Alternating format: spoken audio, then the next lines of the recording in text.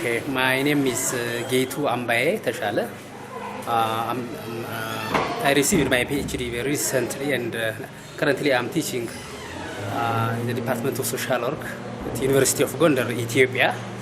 And my PhD is not only social work and social development. It's a kind of composite, social work and social development, community development. That's my area of specialization. Teaching social work research methods that incorporates quantitative elements, quantitative methods, qualitative methods, and mixed methods research, how students can develop proposals for their master's thesis, and been teaching master students during the summer, and currently I'm teaching extension students, MSW students, master of social work, and that's I'm highly interested to teach, make the GATE scholars. There are some reasons that encouraged me to present this social network analysis as a distinctive research approach in social, behavioral, even in natural sciences. In the first place, my PhD dissertation I have written based on this particular research approach, social network analysis. I found it very interesting. Besides, my professor is in United States University, John Adams College of Social Science, University of Illinois at Chicago, UIC, and I have been there for almost 6 months with her to work with some supplementary courses. And she encouraged me to apply social network analysis for my dissertation. And besides my dissertation, I made book review, a very recent book analyzing social networks written by 3 prominent persons who have contributed to the advancement of this research approach, social network analysis. And that has got published in Journal of Community Practices in the United States. All this now convinced me to disseminate these kinds of approach to other scholars so that they can apply, and it can be applicable to various wide range of issues, problems in Africa, urban settings, in rural communities. It's a tool for community development. I've read so many books related to this issue, and I found it very interesting, and even to identify critical, crucial problems, issues within the community. You know, it's for 2 purposes. For strengths-based approach to development, one, it's a tool, and for identifying the kinds of problems among these poor communities in urban settings and so forth. Social network analysis is a tool, and it's an analytical tool, and there are also softwares applicable to this methodology. And I have all this, and I've submitted this article to this global conference, and still I'm interested to even incorporate this particular approach to our curricula at the University of Gondar. I would like to make it part of some of the courses, such as community development, community assessments. It's a tool. How do you assess community assessments? It has its own techniques, methods. Social network analysis is one of the particular methods. You can assess community, their problems, and even you can apply for how you build social capital among particular groups of people. It's community and the like. So one of the prominent person who has, produced this software package, USINet software. Borgatti, he's United States. Borgatti, his background is from management, because social network analysis is also applicable to study the effectiveness of an organization, organizational effectiveness, just like a community. Applicable to even in other biology, how organisms form network. You can apply these kinds of thinking in terms of understanding, explaining that issues. Varust and Gilchrist, she's from England. She has written a book, and the book is with me, and I have read her book. It says networking as a tool to community development, and has reviewed England's experiences of community work, community development approaches, and the like, historically, and how important it is. She has written well about this issue. I found it very interesting. Multidisciplinary concept. Conceptually, it has drawn from sociology, how social inclusion, exclusion issues can be studied through social network analysis, political science, how people are participating in certain political issues and the like, in social anthropology, for instance, how kinship structure functions among one community, ethnic groups and the like. You can study through social network analysis, kinship.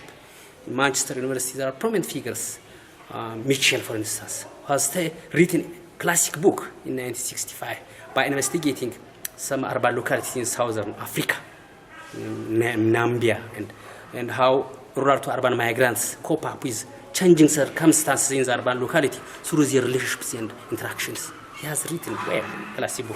I've used that as my starting point for framing my thinking for my dissertation work.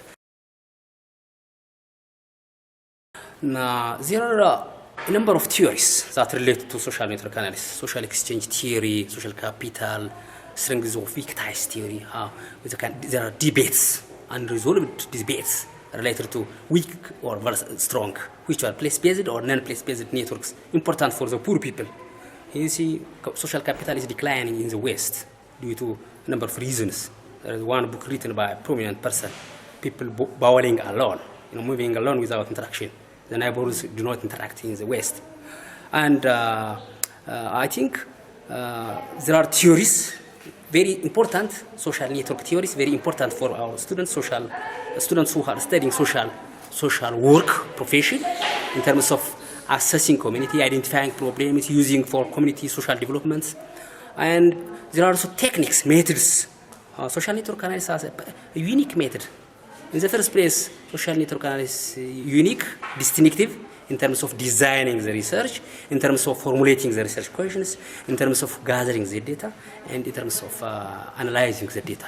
It's a unique approach, but applicable to its analysis also amenable to different levels of analysis. At dyadic level, interpersonal relation, you can study. Triadic level, at community networks, at community level, at larger, at country level, you can establish and you can understand, explain social networks at global level.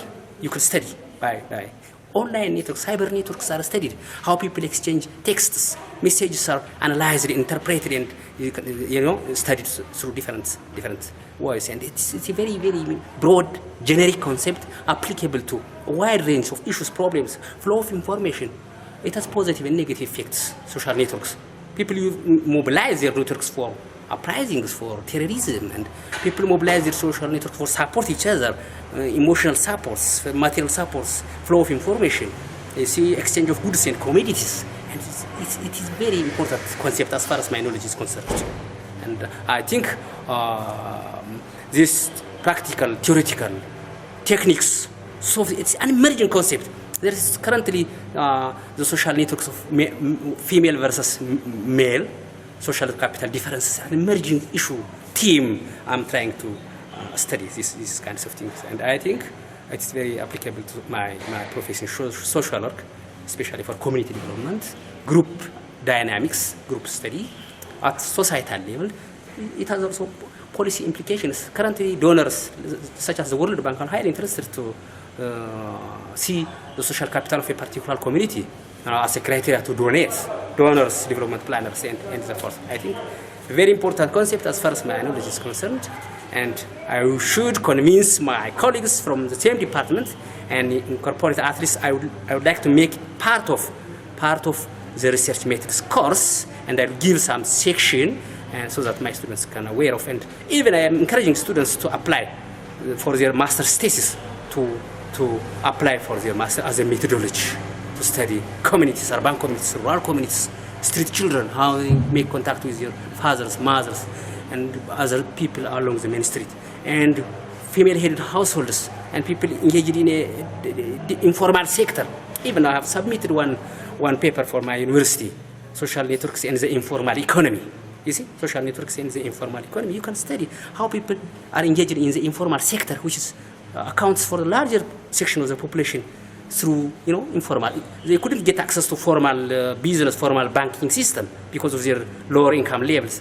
The social network enables them to start become entrepreneurs, especially women, in selling small items of trade on a daily basis. And that kinds of things also be studied through their social networks. And I found it very, very comprehensive, generic concept applicable to a wide range of issues. It's not only in social and behavioral science, but also other management or even in computer sciences. There are the models from social network analysis are taken into computer science and apply that as an analytical tool. And I think that's